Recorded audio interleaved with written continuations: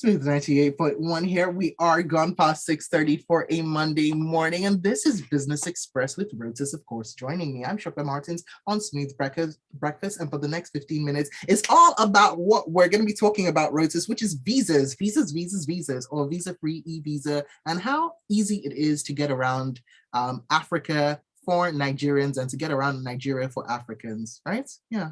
That's correct. That is correct. Good morning. Good morning to you. Good morning to all our listeners and viewers out there. So yeah, that's basically what we're talking about. This report just came out yesterday in Mauritius. The Africa Development Bank and the African Union jointly released this visa openness report, which is in its 7th edition. It was part of their Africa Economic Outlook. It took place in Mauritius, beautiful country, which, in fact, I need to check whether Mauritius allows us to have. Does Mauritius allow Nigeria visa-free travel? I'm not sure if they're on the list. They're on the list for visa-free, visa on arrival, and e-visa. So yes. I'm not sure what they do, but it's one of those. Yeah. So basically, that's good for us. So if you're traveling to Mauritius, you basically, it's either visa-free, visa on arrival, or an e-visa destination. So that makes things easier to travel. Mainly what they were talking about at this Africa Economic Outlook mostly was climate change and other economic headwinds that Africa has been facing, from the war in Ukraine, higher commodity prices, still the tail end of, COVID infections and so on and so forth. But this was a very interesting topic. And I think Nigeria ranks sixth. Behind, I think, Burkina Faso, Benin, the other countries again. Anyway, our top 6. I know the Gambia would have been on there, and where else? There's some key ones that will be there. The Gambia, because anybody can go there. Right. Seychelles. Okay, so let's see. Seychelles, Benin, Seychelles, and the Gambia ranked 1st, 2nd, and 3rd. So I know that much. Those are the top 3. Yeah. So this is against the backdrop of the African Continental Free Trade Area Agreement. If you want to improve trade within countries, then you've got to make sure that those countries or citizens of those countries, business people, are able to travel easily. And Nigeria, as we go to Nigeria's the immigration website, we've got an FAQ on visa on arrival, which I think Nigeria is relatively, pretty hospitable and has a pretty, decent visa on arrival process for certain nationals. What they're talking about mainly was to improve that. I think Rwanda is on that list, and I went there for the first time this year. Got there, I didn't need a visa. I just was allowed to pass through, and it's such, it makes for an easy transition, ease of movement between these countries. So they want to expand it. And we've talked a lot about the strength of our passports, right? There's still a number of countries. I think in Asia, it's only Iran, Kazakhstan, and 1 or 2 other countries that people don't normally want to visit that give Nigerians visa on arrival. Kyrgyzstan, probably. Yeah, I mean, let me check it. We want to be able to go to a Japan or a Hong Kong without needing visas, right? So that's something that would help. So, but it really is about facilitating trade and also facilitating ease of doing business between African nations. If you try traveling within Africa, there is still the whole logistics headache, right? Of having to fly to. Hold on, Rotus. I want to say something though. I want to put a little cloud into that silver lining. So there's something that if you've been on those Twitter streets, you may have noticed whenever it comes up in terms of Nigerians going on holidays, not even for business, just holidays, where people will say, okay, so I checked with this country, and it's always the African countries. I checked with this country, so and so country, checked on their website, went to their check their consular services, and this is what they said: you get visa on arrival only for them as Nigerians to show up in that country. I can't remember which countries it was now, but there were a couple to show up in that country, and then you don't get a visa on arrival. Right. That is it. So, and that you're correct. And what country was it? I don't want to mention the wrong country, but I know that it came up online for a while. And that is something that they looked at in their rankings to make sure that what is online aligns with the reality. Sometimes it's a good idea to talk to a travel agent, that you're dealing with, that helps you maybe get your ticket, to ask them a couple questions about the reality of flying there. Also helps to talk to friends, family, colleagues that have traveled to that particular country before you, in order to make sure that they didn't have any headaches before going there. So you don't want to go in blind. I mean, but by the way, a website is supposed to tell you everything, right? You're not supposed to ask for any further information beyond what is on the website of a country that you are visiting. But as you pointed out, if you have any of these problems, you are less likely to want to do business in that country, because you are going to face headaches. It's really just the immigration version of ease of doing business. This is basically just how easy it is for us to transact with each other as African nations. Because, if you look at the numbers, I think our foreign trade in goods reports came out not too long ago for the third quarter of this year. Spain has, I think, usurped India as Nigeria's biggest trading partner. If you look at the top 5, there's no African country there. So most of our trade is with, European, North American, Asian nations. Trade within Africa is still very minuscule compared to trade within Asia, within Europe, within the North and Central South America. So you have to improve that.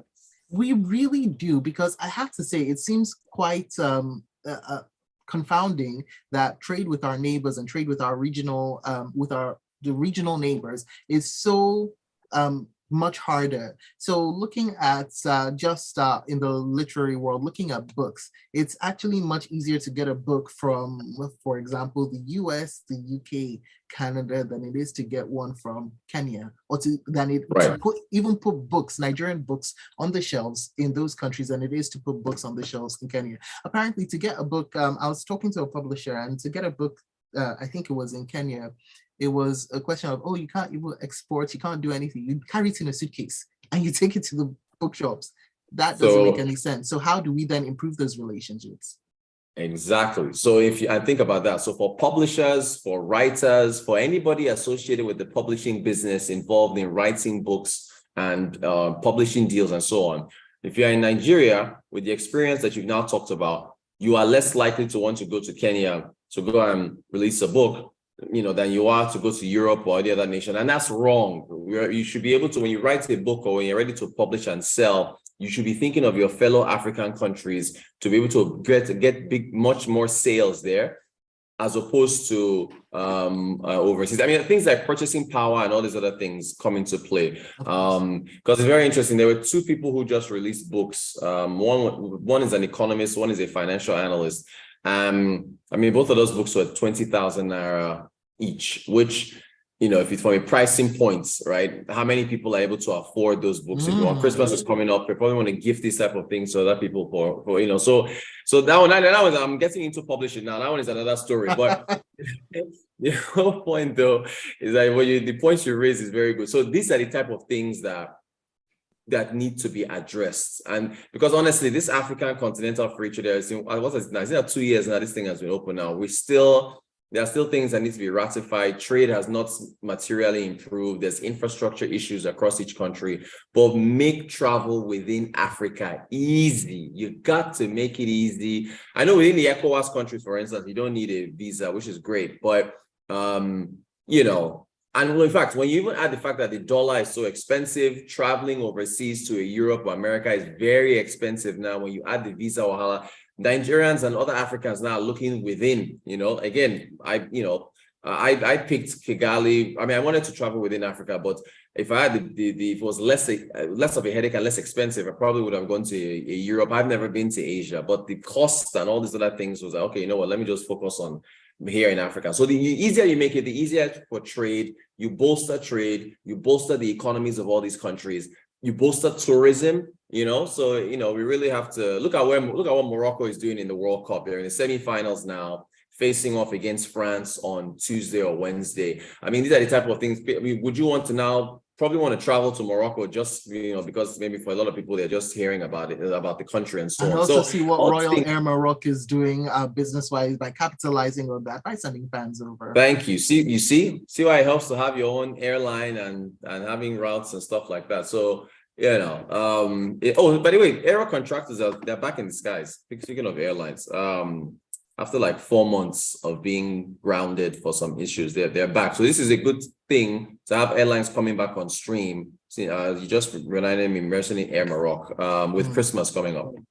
Oh, by the way, let's get some messages in. Up on 0809 440 981, which is the WhatsApp platform. Ovis from Yaba says one issue came up on Instagram, actually. It was for Mozambique, where the lady was delayed and eventually turned back. It's even worse if the country does not speak your official language. I'm also aware that some countries claim visa on arrival, but also want you to get an online approval before departing Nigeria. Unfortunately, their websites are not updated with this information. Sometimes some travel agencies don't even know about these expectations. It's better to ask someone who has been to such countries recently just to be sure. That's a very good point. I wanted to go to Gabon. I called the hotel. Nobody there spoke English, and it was impossible to try to get anyone. I mean, they all spoke French, So all these little things, little intangibles are things that you need to know. But that message is very pertinent, very, very on point as far as travel within Africa is concerned. Thank you, Ovis. All right. I do remember you can also use the hashtag BusinessExpress981 up on Twitter and take it over to youtube.com/smooth981FM Lagos.